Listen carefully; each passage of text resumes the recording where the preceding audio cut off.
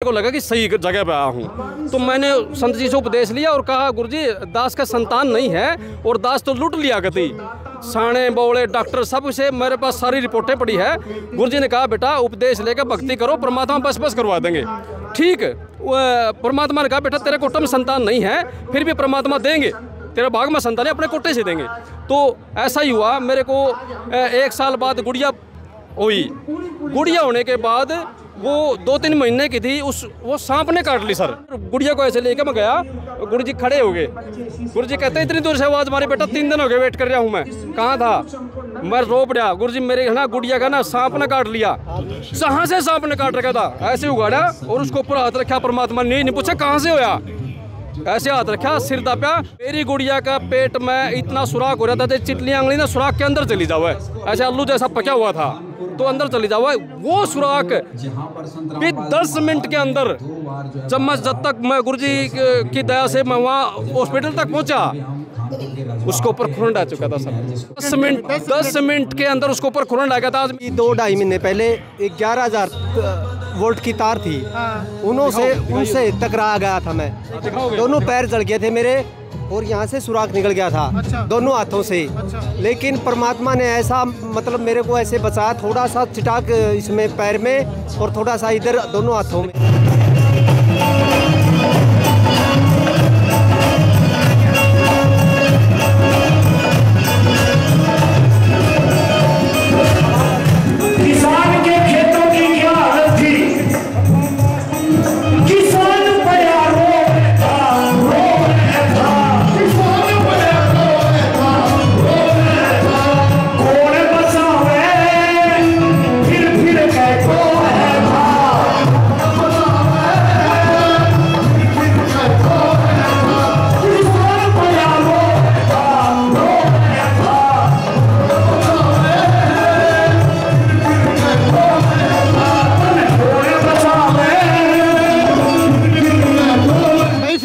Tractor के ऊपर बैठा हूं ना मैं, उसके पीछे झांकी लगी हुई है संत रामपाल जी महाराज की। और आज ये जो नज़ारा आप देख रहे हो, हजारों की संख्या में लोग पहुंचे हैं। ये संत रामपाल जी महाराज की आस्था और जो उन्होंने काम किया है, उन कामों को लेकर, उनकी वचन सुनने के लिए, उनके प्रवचन सुनने के लिए आज ये लोग पहुंचे हैं। बड़ा काम ये है कि आज हिसार ब्लॉक 1 और ब्लॉक 2 के जितने भी सरपंच एसोसिएशन हैं, वो संत रामपाल जी महाराज को उनके कामों को लेकर सम्मानित करने वाले हैं। काम उन्होंने क्या किया है? काम उन्होंने किया है, पिछले टाइम में जो गांव के अंदर बाढ़ आई थी, 400 बाढ़ पीड़ित गांव के अंदर संत रामपाल जी महाराज की टीम ने पाइपें, मोटर और तमाम वो चीज़ें बांटी थी जिसकी गांव के लोगों को ज़रूरत थी। इस हालात में थे गांव की बाढ़ में, ना तो उनके घर बचे थे और ना ही उनकी फसल बची थी। रामपाल महाराज की टीम की मदद के बाद में आज किसान इस योग्य हो गए हैं कि दोबारा से उनके खेतों में फसलें लहराने लग गई हैं। और ये आज के नज़ारे आप देख रहे हैं हिसार के लगते गांव धीरणवास से जो तमाम लोग यहाँ पर पहुँचे हैं। आज यहाँ पर सरपंच एसोसिएशन द्वारा उनको सम्मानित किया जाएगा। इससे पहले जो है उन्हें धनाना रत्न अवार्ड से सम्मानित किया गया। उसके बाद में महम चौबीसी के ऐतिहासिक चबूतरे पर संत रामपाल जी महाराज को तमाम सामाजिक संस्थाओं ने सम्मानित किया था। उसके बाद में आज धीरणवास गांव के अंदर जो लोग हैं, जो सामाजिक संस्थाएं हैं, वो संत रामपाल जी महाराज को यहाँ पर सम्मानित करने वाली हैं। तो ये तमाम तस्वीरें, लाइव तस्वीरें आप धीरणवास से लाइव हमारे कैमरे के माध्यम से देख रहे हैं। इसके बाद 400 से अधिक गाँव में बाढ़ पीड़ित जो गाँव थे, उनको संत रामपाल जी महाराज की टीम ने उनका सहयोग, उनका सपोर्ट किया है। तो यहाँ पर जो लोग पहुँचे हैं, चलिए उनसे आपकी भी बात करवा देते हैं कि आखिर उनका इस मामले को लेकर क्या कहना है। कहाँ से पहुँचे हो आप? जी बरवाड़ा से पहुँचे हैं। बरवाड़ा से आप आए हो? कब से जुड़े हो संत जी से? जी मैं 2011 से जुड़ा हूँ। 11 से जुड़े हो जी। तो अभी जो बाढ़ पीड़ितों के सहयोग किया है, आज जिस तरीके से गुरु जी को सम्मानित किया जा रहा है, तो क्या कहना चाहोगे? जी देखो, जो बाढ़ पीड़ितों का जो सहयोग किया है, वो सहयोग ऐसे ही नहीं किया। वो परमात्मा, एक बार अखबार पढ़ रहे थे, मेरे गुरुजी संत रामपाल जी महाराज अखबार पढ़ रहे थे जेल के अंदर, तो वहाँ उसने खबर पढ़ी कि कोई परिवार था कोई पिता था उनका और वो मतलब वो अपने बच्चों का पालन पोषण नहीं कर सका और उसने ना आत्महत्या कर ली और बच्चों को भी विष दे दिया। ये बड़ी दुखद घटना थी। वो दुखद घटना संत रामपाल जी महाराज ने पढ़ी, वो उस खबर को पढ़ के रोए और रोने के बाद वकीलों के माध्यम से बाहर भक्तों को संदेश पहुंचाया कि आप ढूंढो ऐसे परिवारों को जो परिवार ऐसे मतलब ये गरीबी से जूझ रहे हैं और हम अपनी आधी रोटी कम खा के उनका पेट भरने की कोशिश करांगे। ऐसे ये अन्नपूर्णा मुहिम की शुरुआत हुई थी सर। और ये होती होती गांव गुराना के अंदर अन्नपूर्णा मुहिम के तहत एक मकान बनने लग रहा था। उन मकान पूरा होने के बाद उसकी चाबी सौंपी जा रही थी सरपंच के थ्रू। सरपंच साहब ने एक मजाक कर लिया कि अब ये तो एक का मकान बना है और मेरा तो पूरा गांव डूबा हुआ है, मैं तो जब मानूं मेरा पूरा गांव का पानी निकलवा दे। ऐसे मजाक सा किया था उन्होंने। और फिर उन्होंने एक लेटर पैड पे गुरुजी को एक प्रार्थना लिखी। गुरुजी ने स्वीकार करी तुरंत और कहा कि जिस जो सामान चाहिए उसकी एक लिस्ट बना लो और तुरंत उस मतलब मदद पहुंचाई जाएगी। इसको देखते देखते 300-400 गांव कवर हो गए सर।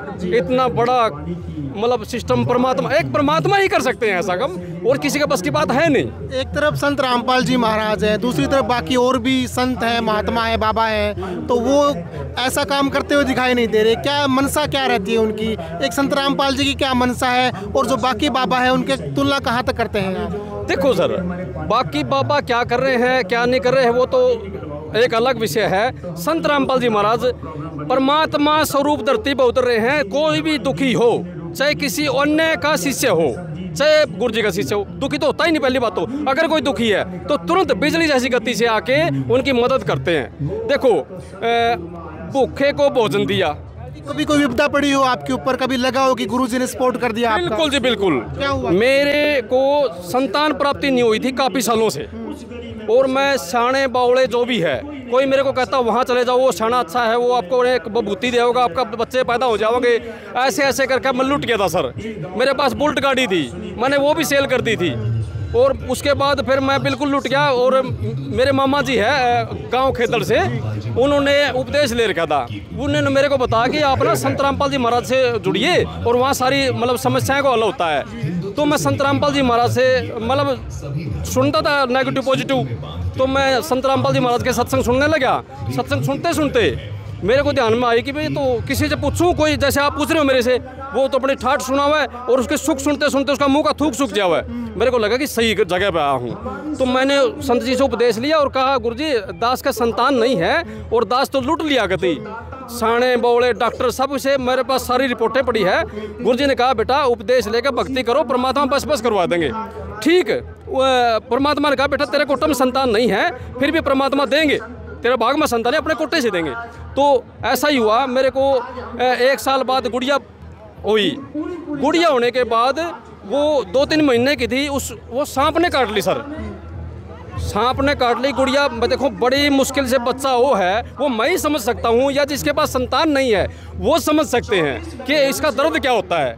तो मेरे को बहुत दर्द हुआ सर कि मेरी गुड़िया को सांप ने काट लिया। और मैं किसी के पास गया, देखो भाई क्या करूं। किसी ने बताया कि यहाँ डाया है कोई गांव, वहाँ झाड़ा जोड़ा लगा है, वहाँ चले जाओ। मेरे को नाम ले रखा था मैंने, और झाड़ा का नाम लेते मैंने मेरे गुरुजी याद आए। 3 दिन इस बात को हो गए थे, मैंने एडमिट कर दी थी गुड़िया बुरवाड़ा में। 3 दिन इस बात में हो गए थे। तो मैं संत रामपाल जी महाराज के पास लेके गया। दोपहर में गुरुजी दर्शन देते थे। मैं गेट के अंदर एंट्री करते कहा गुरुजी दर्शन दे दिए, बोले गुरुजी अंदर जाने हो रहे हैं। बस चप्पल गदा उतारी और गुड़िया को ऐसे लेके मैं गया। गुरुजी खड़े हो गए। गुरुजी कहते इतनी दूर से आवाज मारी, बेटा 3 दिन हो गए वेट कर रहा हूँ मैं। कहाँ था? मैं रो पड़ा। गुरुजी मेरे ना गुड़िया का ना सांप ने काट लिया। कहाँ से सांप ने काट रखा था? ऐसे उगाड़ा और उसको ऊपर हाथ रखा। परमात्मा ने नहीं पूछा कहाँ से होया, ऐसे हाथ रखा, सिर दाप्या और परमात्मा ने कहा 10-20 रुपया की दवाई दुआ दिए बेटा। और गाड़ी आश्रम की गाड़ी भेजी और एक मतलब 10 मिनट लगते थे आश्रम से बरवाड़ा की तरफ। पर जल्दी गुड़िया को ना आसपास अस्पताल पहुँचवाओ। तो वहाँ तक जब तक गए, मेरी गुड़िया का पेट में इतना सुराख हो रहा था, चिटली आंगली ना सुराख के अंदर चली जाओ, ऐसे आलू जैसा पका हुआ था, तो अंदर चली जाओ। वो सुराख भी 10 मिनट के अंदर, जब तक मैं गुरुजी की दया से मैं वहाँ हॉस्पिटल तक पहुँचा, उसके ऊपर खून डाल चुका था सर। एक 10 मिनट के अंदर उसके ऊपर खून डाल गया था। आज मेरी गुड़िया 13 साल की हो रही है। 1 साल बाद 2013 की बात, 2012 की बात है ये। 2013 में करोथा कांड हुआ। 2014 में बरवाड़ा कांड फिर से हुआ। फिर से मेरी पत्नी प्रेग्नेंट थी और मैं जेल के अंदर चला गया गुरुजी के साथ। इस लीला में जेल के अंदर चला गया। जेल के अंदर एक साइड में बैठ कर मैं रोने लग रहा था, ए परमात्मा, भगतमती, हम भगतमती बोलते हैं बीसीज को, कि भगतमती का खून की कमी है और खून की कमी है और मैं यहाँ जेल में आ गया। अगर वो गुजर गई मेरी, उसमें उसका प्रेग्नेंट भी है, खून की कमी है, अगर वो कोई बात बन गई तो परमात्मा आपका नाम पर दाग लगा। मैं तो नीच आदमी हूँ, जो सदा सुनाओ मेरे को, मैं तो नीच आदमी हूँ। लेकिन परमात्मा ने वहाँ पर भी मेरे को बच्चा दिखाया और कहा 2-3 महीने के बाद ये लड़का आपके पास आओगा और इसका नाम हितेश दास रख दियो। वो लड़का आज 8-9 साल का हो रहा है, 5वीं क्लास में पढ़ रहा है। ये मेरे साथ वो घटना घटी है सर। अच्छा, कि आप बंदी छोड़ सतगुरु रामपाल जी महाराज बोलते हैं, इसका मतलब क्या होता है? हाँ जी, बंदी छोड़ के बताएं आपको। जैसे जेल के अंदर हम जिसके कोई आरोप लग जाओ या फिर कोई गलत काम करके चला जाओ है, उसका बंदी छोड़ वकील होता है। ठीक है। उन बंधनों को वकील तुड़वाता है। और कबीर साहब की वाणी है, कर सतगुरु वकील मुकदमा भारी है। ये जब हम ये काल की जेल में फंसे हुए हैं, यहाँ से बंदी छोड़ वकील बन के आ रहे हैं, यहाँ पे हमारे को शिक्षा दे रहे हैं। हमारे को जहाँ वो सतलोक है, वो वहाँ सतलोक में जो अंश आत्मा रहती है उनसे मैच कर रहे हैं। यहाँ पे जो उनके गुण होते हैं वो गुण हमारे अंदर फीड कर रहे हैं। हम यहाँ भी और वहाँ भी एक गुण के हो जाएंगे। जैसे सपोज करके चलो, कोई कपड़ा दर्जी सिलता है, ये वाइट कपड़ा है, इसमें वाइट धागा लगा जाओगा तो मैच है, नहीं तो मैच नहीं है, कोई नहीं लेके जाओगा इसको। ऐसे ही गुणों से परिपूर्ण कर रहे परमात्मा यहाँ पे हम परिपूर्ण होंगे तो उनके साथ मैच होंगे, वहाँ हम बिल्कुल अच्छे से सेट हो पाएंगे। तो जो आज इतने हजारों लोग यहाँ पर पहुँचे, वकील बनकर पहुँचे हैं उनके। वकील तो परमात्मा है।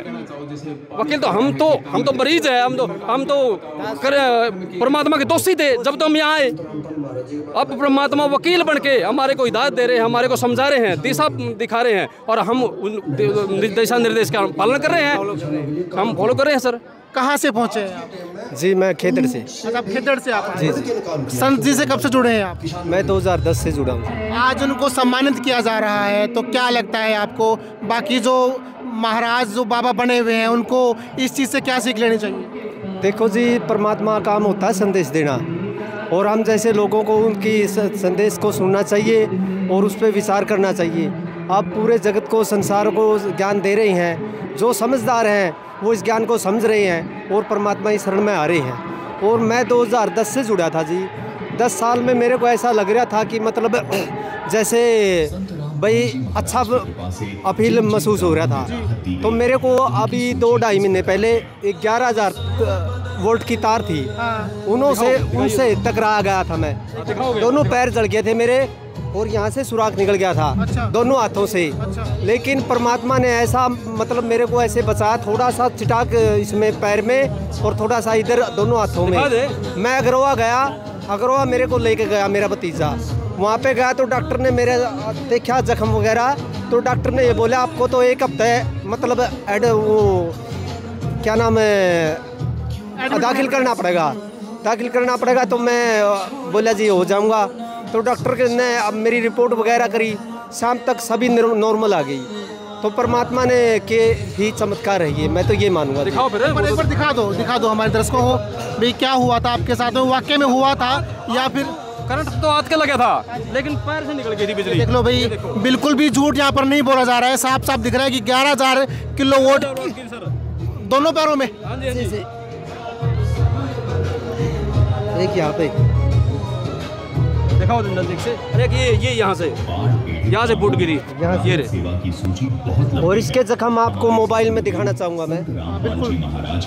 और मैंने करंट लगने के बाद में गुरुजी से प्रार्थना की थी, तो परमात्मा ने कहा बेटा हो जाएगा ठीक। ये परमात्मा ही शरण में थे तभी बच पाए हो आप इसको चमत्कार मानोगे या ना मानोगे, लेकिन मैं तो मानूंगा इस चीज़ को। और आपको दिखाना चाहूँगा ये जख्म वगैरह। सर ऐसे नहीं जुड़ रहे इतने लोग, ये कभी खचाखच पर है, इतने सुख दे रखे भगवान ने, सुख के साथ जुड़ रहे हैं, सक्षम है।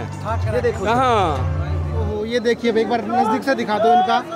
11,000 किलोवाट की वो तार 11,000 कब की बात है ये 2-2.5 महीने पहले। 2-2.5 महीने पहले। आप बिल्कुल समझते हो? आप बिल्कुल समझ। तो कोई ट्रीटमेंट करवाया था या फिर महाराज जी ने सब दया कर दिया? देखो जी, थोड़ा बहुत ट्रीटमेंट तो लिया था। गुरुजी भी कहते हैं भाई दवाई तभी काम करेगी जब परमात्मा की दुआ होगी। तो परमात्मा का आशीर्वाद था और दवाई बिल्कुल मैंने नाम मात्र ही ली थी। अच्छा। परमात्मा ने ऐसे ही मतलब उनके आशीर्वाद से मैं बिल्कुल ठीक हूँ 1 महीने के अंदर अंदर। और दूसरा जख्म दिखाना चाहूँगा मैं आपको, ये रहा, ये देखो। ओहो, ये तो बहुत बुरा हाल हो गया था जी, ऐसा था। ये देखिए भाई, एक ये पेट का सुराग भी दिखाना चाहूँगा मैं। क्या कर रहे हो? यहाँ ये जो भगत है सुख बताने लग जाए ना तो मुँह को थूक सूख जा, इतना सुख दे रखा है परमात्मा ने। परमात्मा। आप आए कहाँ से हो?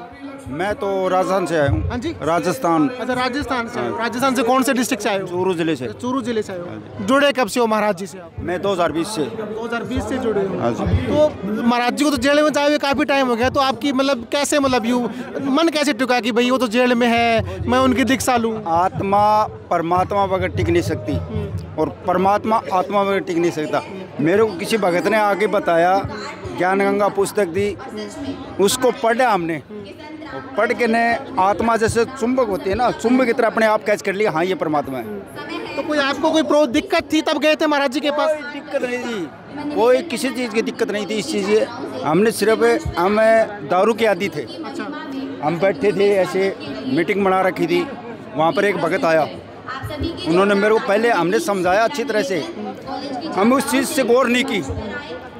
फिर रात को सोते समय सुबह उठे वो भगत आकर बताया, देखो भाई ये भगवान की भक्ति करो, आप दारू मत पियो। हमने फिर, क्यों मैं एक मिस्त्री हूँ, चुनाई का काम कर रहा हूँ, वो मेरे साथ गया था, उन्होंने हमें अच्छी तरह से समझाया। शाम को भी सोचा भी भगवान तो कोई चीज़ है, भगवान तो है कहीं पे। फिर हमने अच्छी तरह से गौर करी, वो पुस्तक पढ़ी, जब ये आत्मा था कि हाँ वाक्य कि उसका ज्ञान समझा, उसका ज्ञान हृदय में धरा, तो पता लगा हाँ वास्तव में भगवान है। आप कहाँ से पहुँचे हो? मैं चूरू जिले से। चूरू साथ में आए हो आप लोग? नहीं, साथ में नहीं है, अलग अलग आए हो? अलग। जानते हो वैसे एक दूसरे को? नहीं जानते, मैं तो नया ही नामदान लिया है। अच्छा। आप कब जुड़े हो आप? 2.5 महीने से। 2.5 महीने से। गुरु जी जेल में है, उसके बाद में आस्था कैसी बढ़ी आपकी? आस्था तो बढ़ गई, रिश्तेदार थे उन्होंने बताया तो समझ में आ गया। जुड़ने के बाद में कुछ मिला आपको, कुछ लगा अच्छा? कुछ अच्छा। क्या महसूस किया आपने? आत्मा में शांति मिली। आत्मा में शांति मिली। अच्छा, चलो, नाम क्या है आपका? ईश्वर दास। देखिए, बहुत बढ़िया प्रोग्राम है और हम भी सबके दर्शन करने के लिए आए हैं। और ये जो जल भराव की बड़ी समस्या रही, और जल भराव के मामले में हरियाणा सरकार पूरी तरह से फेल साबित हुई। हमारी पहली मांग थी पानी के निकासी की, और पानी के निकासी के मुद्दे पर यहाँ तक कि कैबिनेट मंत्रियों के विधानसभा में भी पानी की निकासी नहीं हो पाई। और उस मुसीबत में जो रामपाल महाराज हैं, उन्होंने और उनकी टीम ने जिस तरह से हरियाणा के सैकड़ों गाँव में पानी निकासी के लिए मोटरें दी और लाखों फुट पाइप दिए, तो मैं ये मानता हूँ किसानों को एक नया जीवन दान मिला है और अच्छे काम की तारीफ होनी चाहिए। और उसी तारीफ के नाते आज सबके दर्शन करने के लिए हम भी यहाँ पर आए हैं। और ये जो सेवा का काम है, ये इसी तरह से आगे बढ़ना चाहिए। और ये हरियाणा सरकार के मुंह पे एक तमाचा है। जब सरकार पूरी तरह से फेल साबित हुई तो रामपाल महाराज ने और उनके जो फॉलोअर्स हैं, उन्होंने बहुत बढ़िया काम किया और इसके लिए हम उनको दिल से सैल्यूट करते हैं। सर, तो किसान मसीहा के नाम से लोग जो है यहाँ पर जानने लगे, लोग कहते हैं कि भाई वो किसानों के हितैषी है, किसानों के मसीहा है। क्या आप एक खुद किसान नेता है, क्या आप इस बात से ताल्लुक रखते हैं? जब किसान डूब रहा था, वो कहते हैं ना, बोला भाई डूबते को तिनके का सहारा, तो उसी तरह से जब किसान डूब रहा था तो रामपाल महाराज ने उनको सहारा दिया। और जो भी किसानों के लिए काम करता है वो किसानों का मसीहा ही होता है।